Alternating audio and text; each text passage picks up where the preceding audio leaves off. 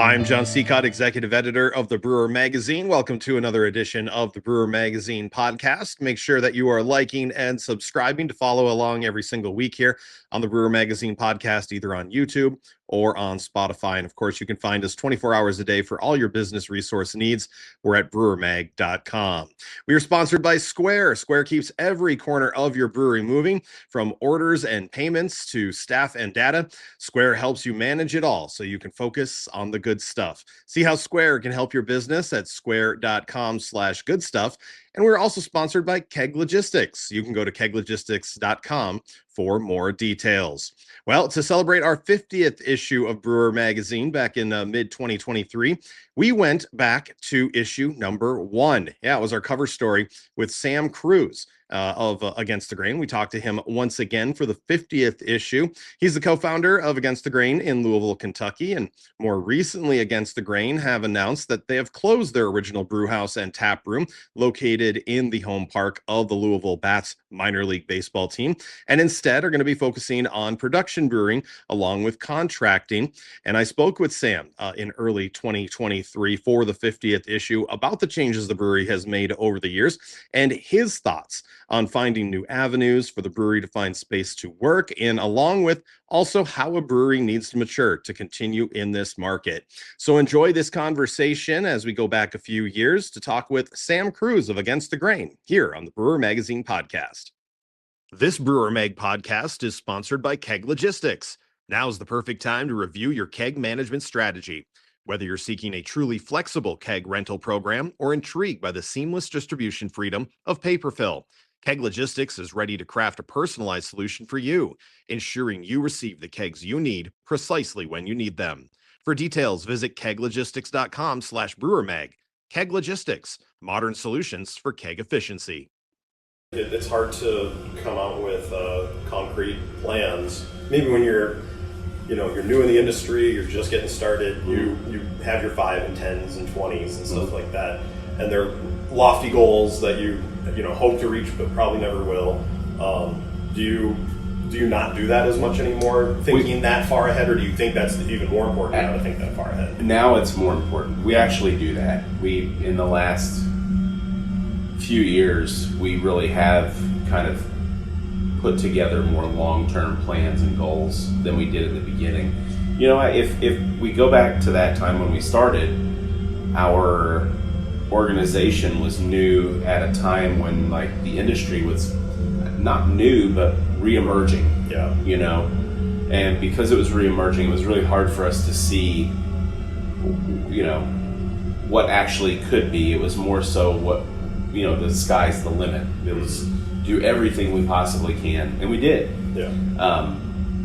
So like I said, I wish we would have set those more attainable long-term goals, but we were more so setting the short-term things, open the big brewery, like I said. But now, with hindsight and an immense amount of wisdom, and also the foresight based on data and the economic conditions that are being foretold, we have created long-term plans that are built around preserving the integrity of our brand and our company, ensuring that the organization is healthy and that our production stays healthy enough to sustain us. And then also, we're not going to live forever. So we're looking for the exit strategy that makes the most sense at the right time. And that long-term plan is actually not written, but it's in process.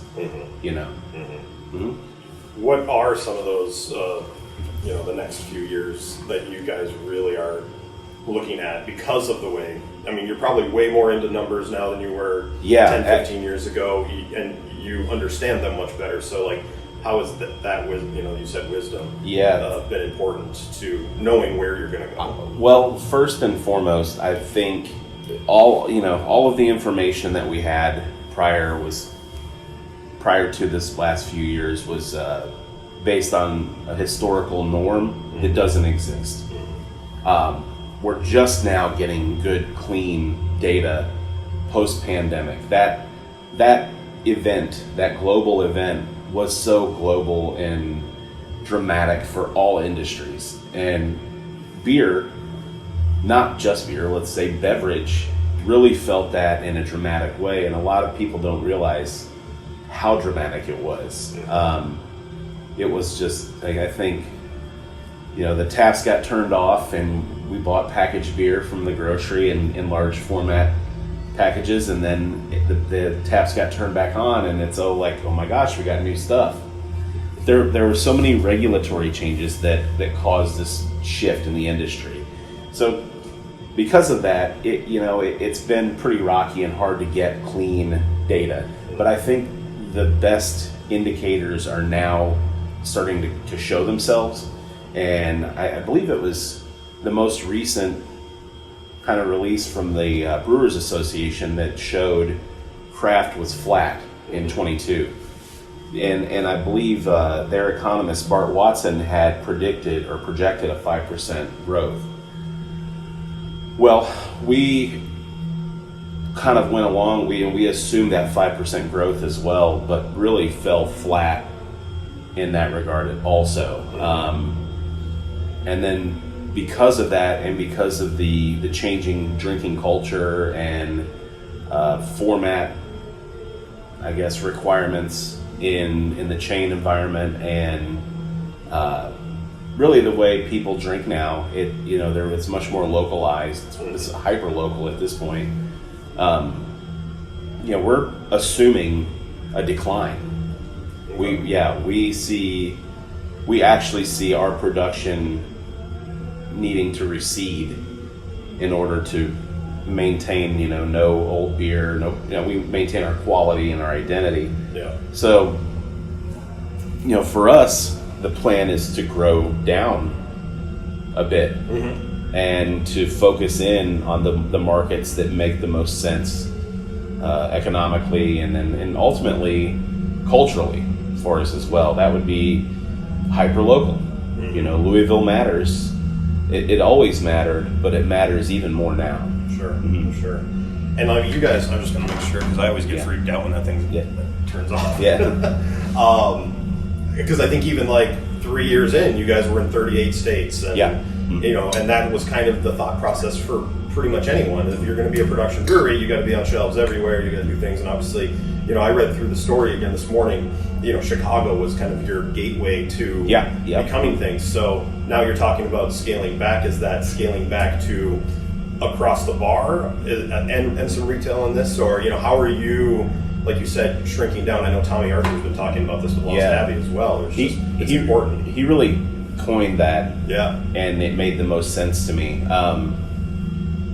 From we have a bifurcated kind of view about this. We're a distribution brewery, so we produce and package and distribute out into the market through the 3-tier system. We've actually dialed back. I think we're in 19 states at this point, and I want to say 80% of that distribution, that volume sales, is in 3 of them. So with the vast majority in Kentucky. Right. With that being said, there is still there's market share out there for distribution, but we can't continue to grow our business or to continue to maintain our business with the idea that will be something that is there for good or grows. So we have to become far less dependent upon spreading our product out so broad. And the market is pretty saturated right now. We've got about 9,500 breweries in the U.S. So, if you're going to distribute, you really do have to have, physical presence in markets. You got to have feet on the ground, and that's a pretty hefty investment. Realistically, to keep up with the, living wage in most places, I've got to sell, 30,000 cases in a market for a person to make sense. That's a pretty big bite. Sure. A lot of distributors, you ask them for that and they're shaking. that's a home thing. That's not necessarily a thing you have out there. And then if you look at the the top producing breweries in the craft segment, there's a pretty big disparity between the top 5 and then the next 5, and then once you get out of the top 10, the disparity's dramatic. So, we're talking volume, like market share volume being significantly different once you start to scale down to a mid-sized brewery. So, it's not really a viable or feasible plan to have that many employees in far-flung markets because of that. So that has had a pretty dramatic impact on how we look at our distribution plan. We really think of the icing on the cake as anything outside of our big 3, which would be Indiana, Kentucky, and frankly Illinois. We still have fairly good distribution in Illinois. Ohio's iffy, comes in and out. So, that's how we look at it. We, again, focus in on what we can control the most, the local market where we can invest. It makes more sense. It resonates more with our core consumer, and we see the benefits. So that's the distribution side that kind of affects our thinking in that regard. Then, again, bifurcated view, we look at the on-premise environment, our own premise, our across the bar sales. They're good. I mean, they're certainly strong. We probably have the largest revenue bar amongst craft brewers in the state. I would say the only one that I would think is comparable would be Braxton. Sure. They have a really great on-premise presence. The other breweries, it's more tap room, a little bit less. We're a restaurant in a major tourist facility, or tourist venue. So we see a lot of opportunity there as well, and there's certainly room for growth in regards to it being an on-premise environment. But sale of beer is a different story. We have, for the last, I want to say 6 years, seen dramatic growth of spirits across the bar in our location that is a brewery. It's a microbrewery brew pub, and we went from, I want to say, 13 or 14% liquor wine in our P-mix to well over 20% now. Oh, wow. In that spirits environment. That is, it's year over year growth. That's indicative of what's actually happening in the market as well. I think this is the year, 22 is the first time in recorded history that the sale of spirits exceeded the sale of beer globally. It's a thing. That's crazy. Yeah. And I think we see that with, bourbon on a grand scale nationally. You see that as a big one. But in addition to that, locally, we see that, Louisville and Kentucky, and this is the home of bourbonism, not beerism. Yeah. It's unfortunate, but accepting our place in that is something that we've had to do, and because of that, we plan accordingly. While those beverage sales have grown in that spirit segment, we've also seen a little bit of recession in our beer sales across the bar. Okay, not bad. We're still doing pretty significant revenues that it's okay. Doesn't really change our model in that regard. But I'll go back to that 9,500 breweries in the U.S., the vast majority of them non-distributing, tap room based, own premise environment spots. In Louisville alone, we've seen an explosion of tap rooms to where the consumer base was pretty isolated to a few breweries when we started, and now is spread out amongst many. And I think we're starting to see those consumers become brand loyal to a degree, or maybe more so neighborhood loyal, or their little geographical pocket. And because of that, we see a pretty defined reduction of local customers. Yeah, it's just everyone's got their brand. It seems like doom and gloom or grim in that regard, but it's not. This is the nature of what we do in this business, and I always tell my partners, if there's anything that comes up, we're like, damn, that's an indicator we don't want, but it is an indicator. Well, we signed up for this. This is what you actually do when you're an entrepreneur. You weather storms and you navigate through challenging times and evolve and adjust to survive or to exist in a space. And that's kind of where we are now. We're in that evolution. But speaking on the beer side, then, how has things changed for you guys?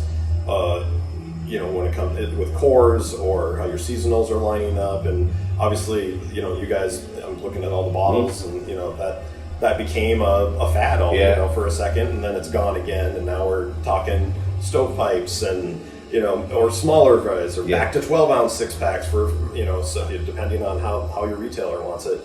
How have you guys had to adjust what you're doing brand-wise, packaging-wise, and things like that? Well, so the now is the place that I think is the most important. Always now.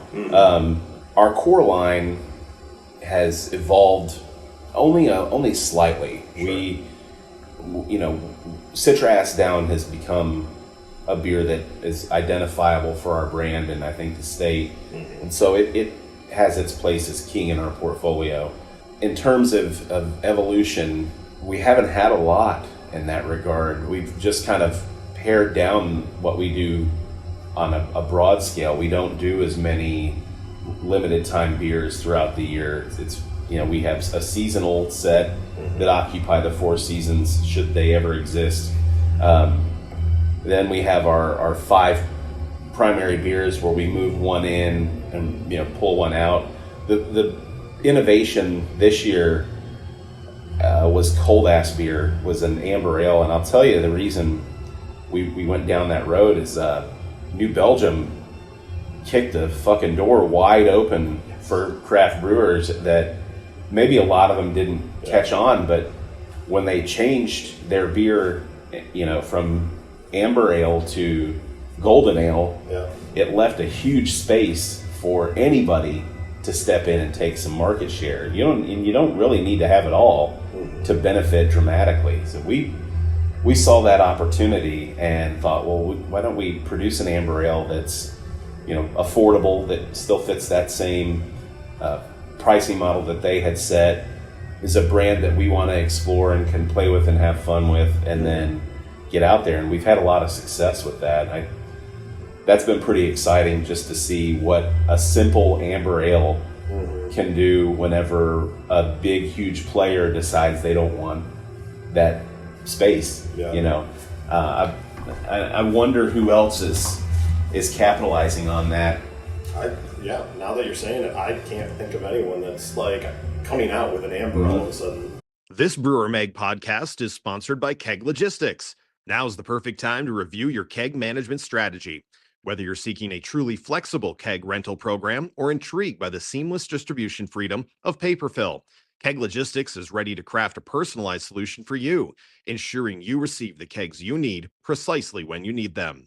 For details, visit keglogistics.com/brewermag. Keg Logistics, modern solutions for keg efficiency. And we'd like to welcome our newest Brewer Mag podcast sponsor, Square. Square keeps every corner of your brewery moving. From orders and payments to staff and data, Square helps you manage it all so you can focus on the good stuff. See how Square can help your business at square.com/goodstuff. Thanks to them for supporting the Brewer Magazine podcast. And that's the cold ass beer is we're the ass brewery, jackasses, but it allows us to have a little bit of fun in that regard. But when you have a lot of these kind of like, I hate to use this word, but pedestrian bars or pedestrian places that have a pedestrian handle, and amber ales seemingly fairly pedestrian in the craft industry, but on a grand scale, it's not. It's a space that a lot of craft drinkers that probably make up the bulk of craft drinkers that I really don't want to experiment with a hazy something, or they're a craft drinker because they bought Fat Tire. it just created so much space and opportunity that we couldn't pass it up. And I anticipated being more. Now, from a format perspective, we're getting our asses handed to us. And I'll tell you what, it isn't the craft drinker that has caused this scenario. It was the purchasing habits that were brought on by the pandemic created this opportunity for the chain environment to really drill down and find their best ways to sell and make money, and for them not altering their set space or the architecture in the store, reducing the SKUs to create more simplicity, and then aligning with distributors that had kind of a preferred brand that they were going to move, has really kicked a lot of craft brewers' ass. It's, you know, we saw a 50% decline in our opportunity, our space, our points of distribution in Kroger in the last reset. You know, they reset their stores 2 times a year, really. And you know, we're all privy to each other's information. We're allowed to see. They just send out one general kind of sheet, a spreadsheet that tells you what you've got, what you gained, what you lost, what's static.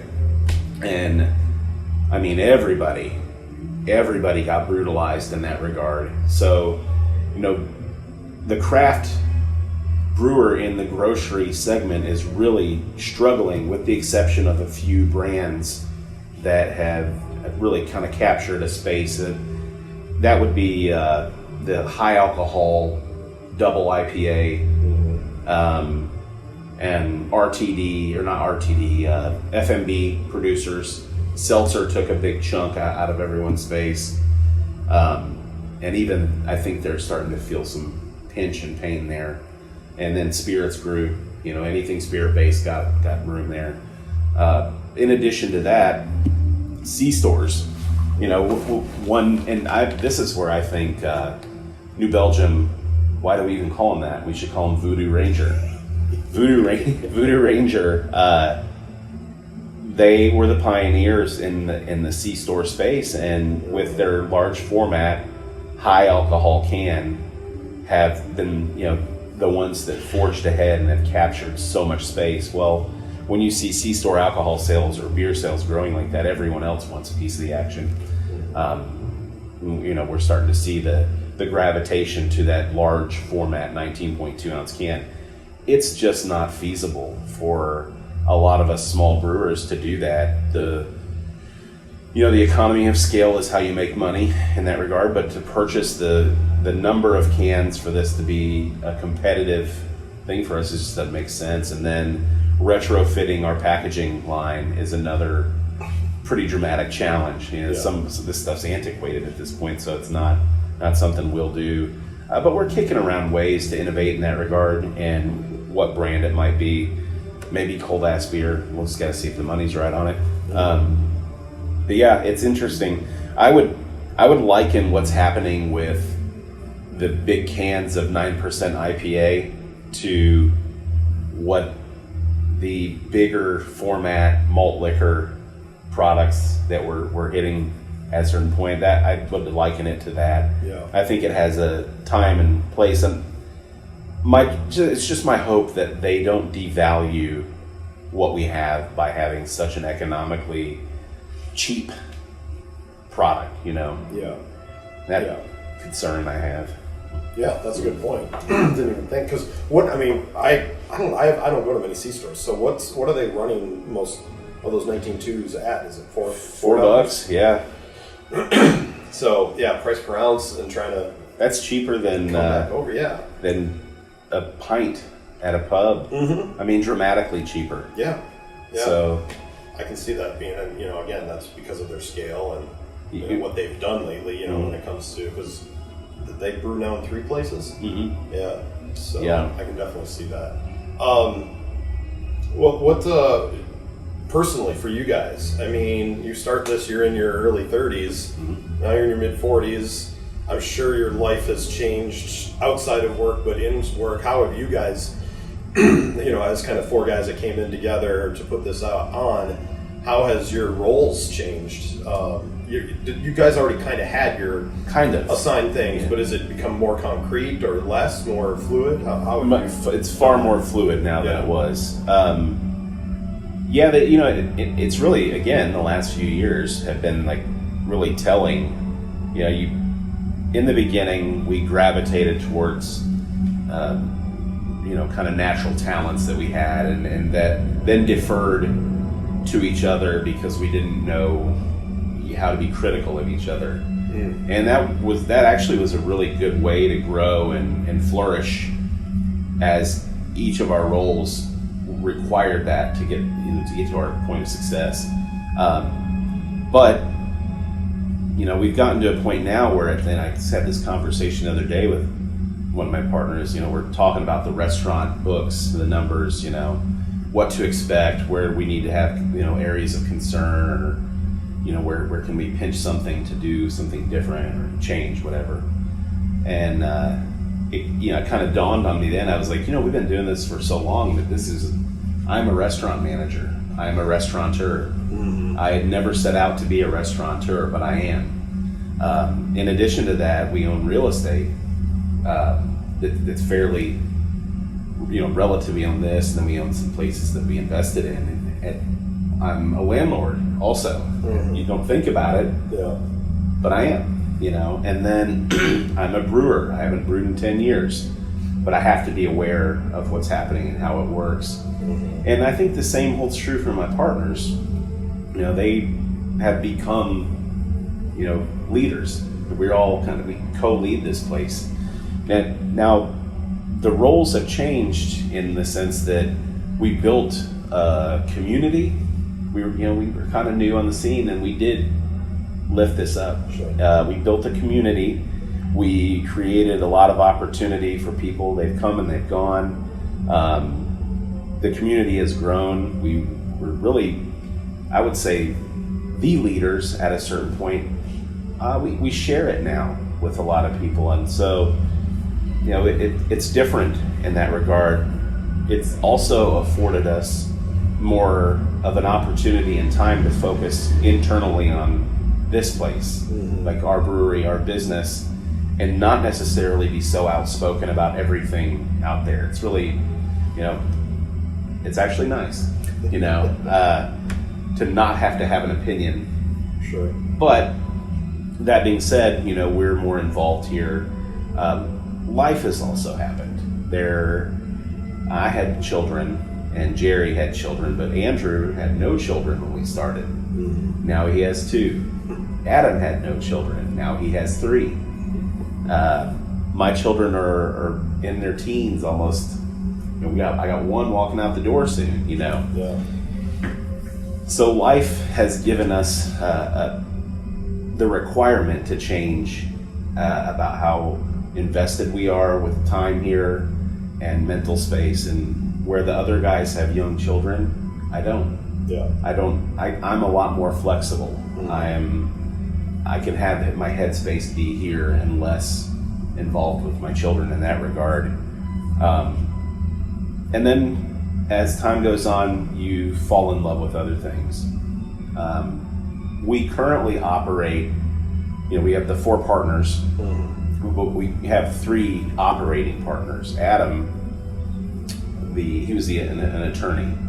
Adam has a very part-time role within the organization. It's still very much like on the board of directors with us, but for the most part, he spends his time working in a nonprofit called Canopy. And that's kind of something that he loves to do and is pursuing it, which is great. But because of his departure, our roles shifted. We have to assume what he does and did on a daily basis, and so we have less of a admin presence from one of us. It's more spread out amongst us. And then, as I said, we have to grow down, and when you grow down, you thin your labor pool or your labor force down. And so, my role, I'm chief marketer, but you might as well call me marketing director, sales director, graphic designer, event guy. You know, I've just picked up a lot of the responsibilities that were there for other people, but we just don't really need that now. We're, you know, that we do less.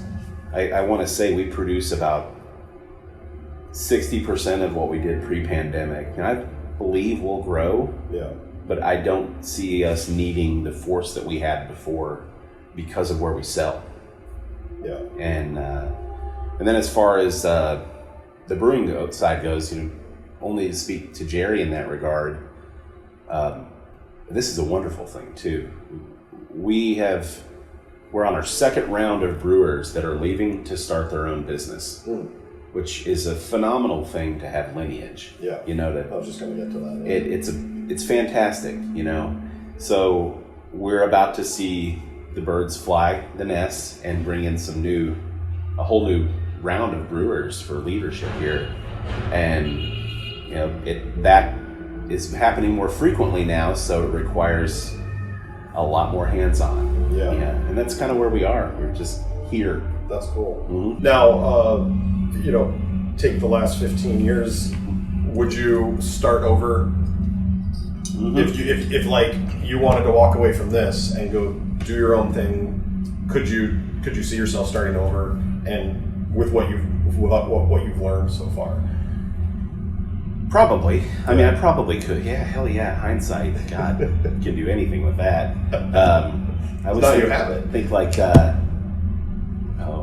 Back to the Future when Biff gets the book. Yeah. And how fucked up the future is. You know, there's a strong possibility it would be like that. So, would I do things different? Absolutely. Do I regret anything? Not at all. Not at all. It's hard to regret not knowing what to do and making decisions, but collectively, I and my partners have made some really great decisions. And we've had a pretty profoundly positive impact on people's lives in the city, in our circles of friends and family, and I think in the industry as well. And to take that away would be disappointing. So I wouldn't want to do that. I like where we are because of how we got here. But what I do think is hell yeah, knowing how to do things. Anything specific, like what was your, we shouldn't have done that, we learned from it, and you haven't, and you've told people not to do that. Like what's a faux pas that you feel has been detrimental? You know, we not recognizing how much had been established in our industry prior to us being there. And, you know, assuming that a lot of the institutions were movable. This Brewer Mag podcast is sponsored by Keg Logistics. Now's the perfect time to review your keg management strategy. Whether you're seeking a truly flexible keg rental program or intrigued by the seamless distribution freedom of paper fill, Keg Logistics is ready to craft a personalized solution for you, ensuring you receive the kegs you need precisely when you need them. For details, visit keglogistics.com/brewermag. Keg Logistics, modern solutions for keg efficiency.